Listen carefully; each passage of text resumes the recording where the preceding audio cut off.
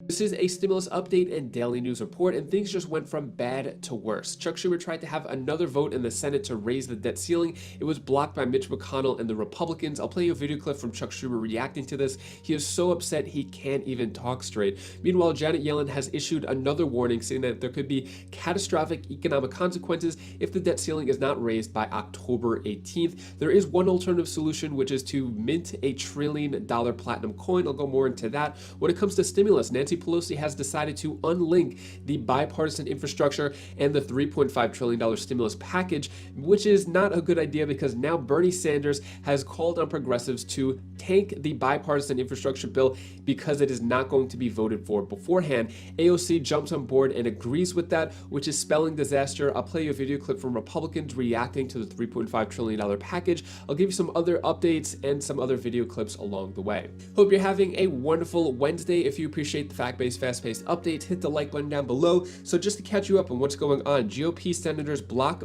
Democratic bill to fund government and suspend debt ceiling. That was Monday. It got blocked, didn't go through. Therefore, we are on the path to a government shutdown and the debt ceiling, and U.S. defaulting on its debt. Debt limit showdown escalates on Capitol Hill with no clear solution. And when it comes to the government shutdown, it would delay child tax credits and payments for Social Security checks. So there are big consequences to a government shutdown. We're still waiting to hear on that. We only have one more day left to avert a government shutdown, which looks like it is going to happen, and a lot of federal agencies and banks are preparing for a government shutdown. When it comes to raising the debt ceiling, Janet Yellen, the Treasury Secretary, says catastrophic economic consequences if debt ceiling not raised by October 18th. Although we do have a few weeks, October 18th, it's still a serious situation. So Chuck Schumer tried to have another vote, a second attempt in raising the debt ceiling, and delinked it from the government shutdown. Mitch McConnell blocks Schumer attempt to bypass filibuster on debt hike. And he was not too happy about this. He said, simply allow for a simple majority threshold to raise the debt ceiling and avoid this needless catastrophe that Republicans have steered us toward. Here's a video clip from Chuck Schumer talking more about this. Look, we've given the Republicans just what they asked for. Just what they've asked for. And that's what we hope to get done. As I said, going through the long, convoluted, difficult reconciliation process with debt limit is very, very risky. We're not pursuing that. This is what they asked for. This is what they're giving them. You would ask them, now what did they do? The onus is on them now that we've given them what they asked for. We're doing everything we can to avoid a shutdown, and we should put something on the floor. We hope our Republican friends will join with us in that. Who knows with them? They are so playing games with the American people, political, nasty, and destructive games. As you can see, Chuck Schumer so upset, can't even talk straight, not as smooth talking as he usually is. Let me know your thoughts on that down in the comments below.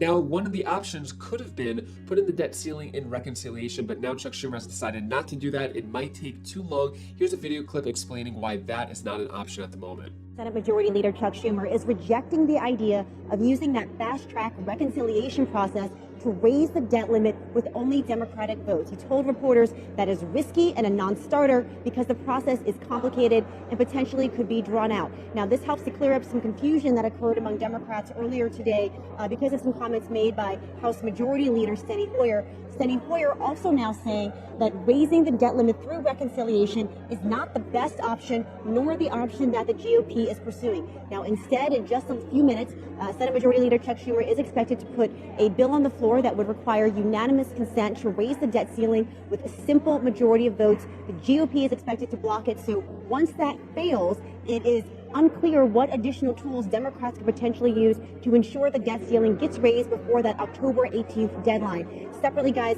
Schumer did also tell reporters that they do expect to put something on the floor to fund the government very soon. With the Biden administration running out of ideas, can't be done through reconciliation. Republicans are not on board with this. So what's the next solution? Well, the Biden administration could sidestep McConnell's refusal to pay America's bills by minting a $1 trillion platinum coin. What does that even mean? So the GOP is standing firm on its resolution to not help Democrats raise the debt ceiling.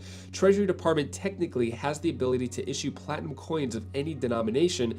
In theory, Janet Yellen could mint a $1 trillion platinum coin and deposit it at the Federal Reserve, basically saying that if they mint a $1 trillion coin, that just added $1 trillion to the debt ceiling. So this is in theory, but this may be a last resort come October 17th if things aren't figured out before that October 18th deadline.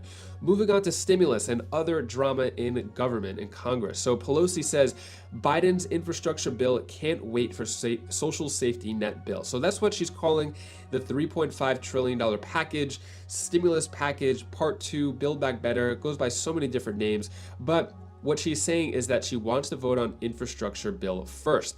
Now, she was supposed to keep her word and have it done simultaneously, or even have the $3.5 trillion package voted on first. Well, this didn't go too well with Bernie Sanders. Bernie Sanders just urged progressives to tank the Biden infrastructure bill if Pelosi brings it up for a vote in 2 days. Basically, if that infrastructure vote, the bipartisan one, comes first, then looks like Bernie Sanders and progressives are going to tank it.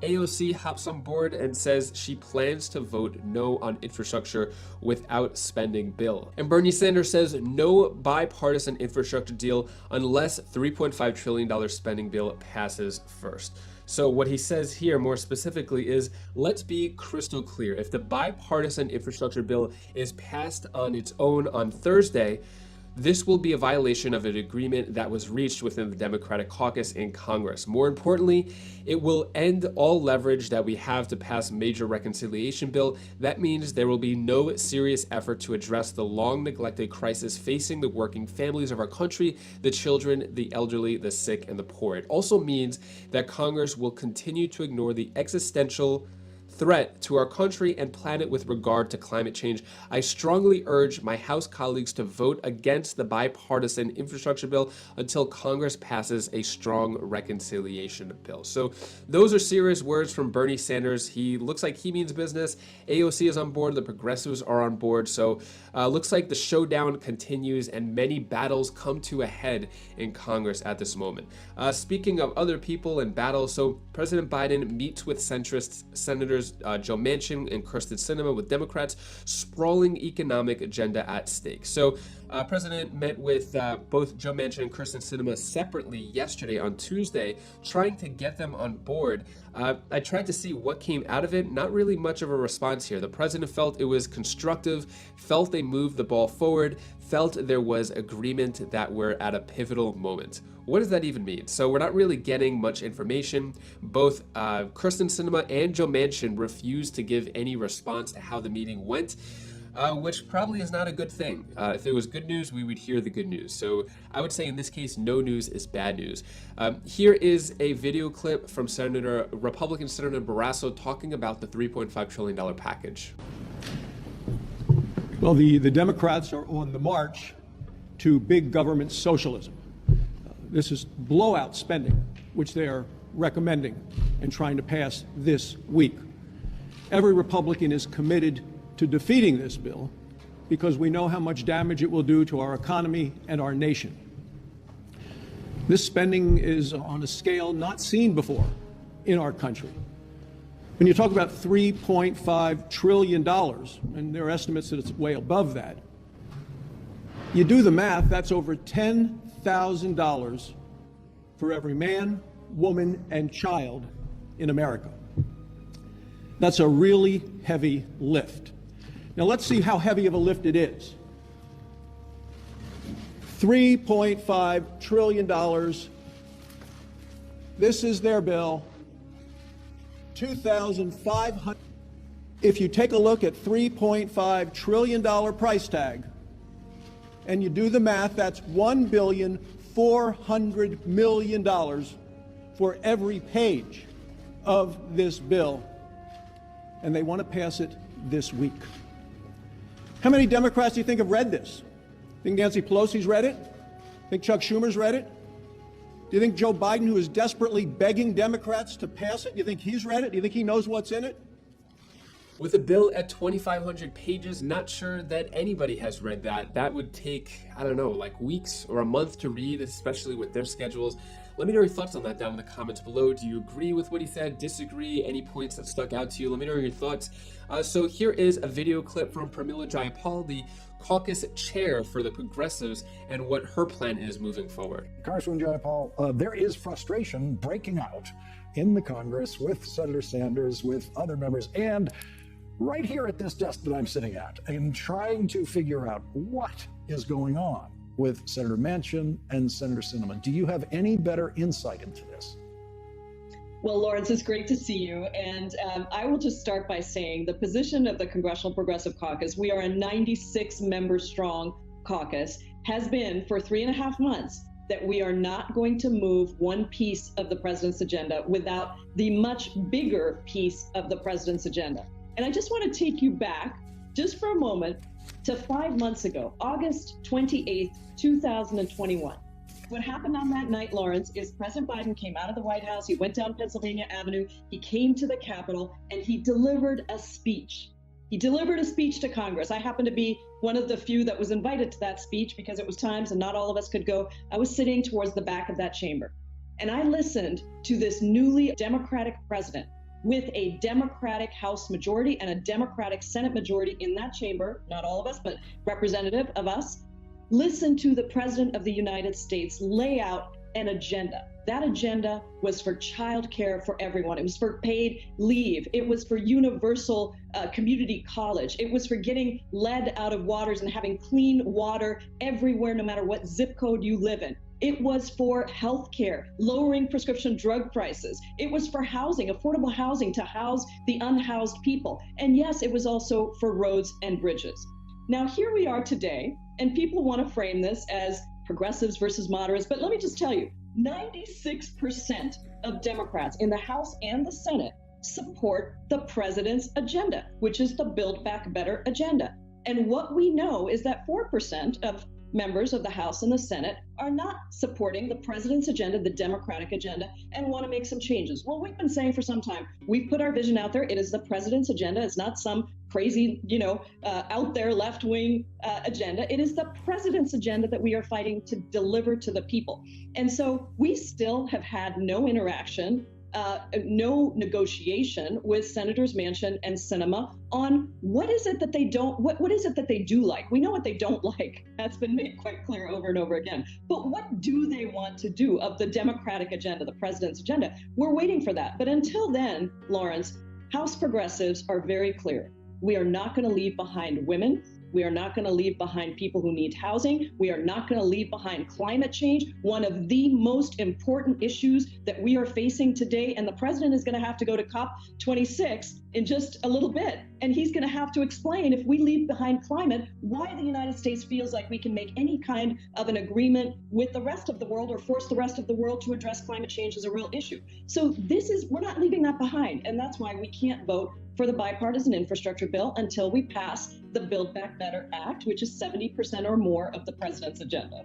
Okay, here's my theory about what the game is on the Sinema-Manchin side of this. That certainly Senator Sinema, who says nothing about what she wants is going on, is that they or she or both of them are trying to drag out this negotiation to the point where Speaker Pelosi does move forward and ask you all to vote on the bipartisan bill that the Senate's already voted on, so that their bill that they supported in the Senate, they watch that pass in the House. And only after that do they, for the first time ever, say something concrete in a negotiation with President Biden. Only after their bill that they want passed is passed. And then they feel they will be in a much stronger position to chip away at the legislation that you're ready to vote for. That's exactly right. And that's why we do not have the votes in the House for the bipartisan infrastructure bill. And as Senator Warren said, this was a deal that the senators made that we were going to move both pieces together. It's something that we've all been saying for some time. It was the deal that was made. And unfortunately, Lawrence, we are now in the verify stage. This isn't about trust. This is about verify. And the only way to verify is to pass the reconciliation bill first, as was articulated. And then we will happily come back and vote for the infrastructure bill. And I'll tell you, Lawrence, not every one of my members likes that infrastructure bill. Some of them really believe that, and I happen to be a part of this, that there are actually bad things in this bill that hurt us on climate change. But you know what? Every one of the Progressive Caucus members has said, I understand I play on the same team as the Democratic Party and the Democratic president, and we will vote for that bill. Even though we don't like it, we will vote for it but we want the reconciliation bill first. And then we will go and we will happily do our duty of voting for the rest of the president's agenda, which is the small piece that is in the infrastructure bill. So we are coming down to the wire. Tomorrow is supposed to be the vote for the Part 1 bipartisan infrastructure bill, but there is no $3.5 trillion vote scheduled as well, even though Nancy Pelosi said it would be voted on this week. So showdowns, battles, wars, it's continuing all this week. This is a very serious week. I'll keep you updated on that. When it comes to a Ford stimulus check, the change.org $2,000 per month to every American petition for a Ford stimulus check has reached 2,902,000 signatures. And as mentioned before, this Ford stimulus check is not in that $3.5 trillion package. Although there is a lot of public support, many of the politicians who are pushing for it have not tried to get it into that big package. Thank you for watching.